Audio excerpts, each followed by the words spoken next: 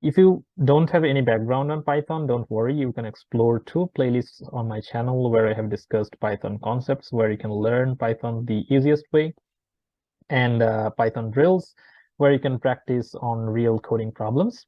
You can also explore the Python project playlist, where you can make a full Python project step by step.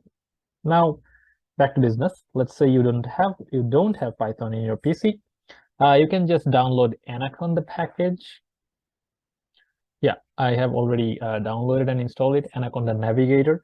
You just Google search for Anaconda package, and it will install everything required to run Python in your machine, including Jupyter Notebook.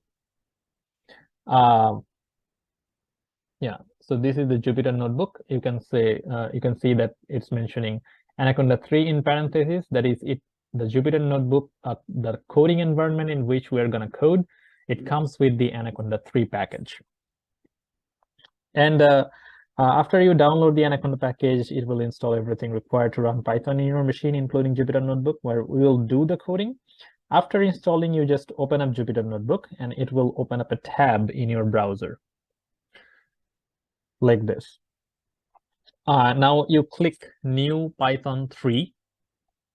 The opening window will look like this. You click New Python 3, and it will open a new tab where you will see a code block where you can start coding.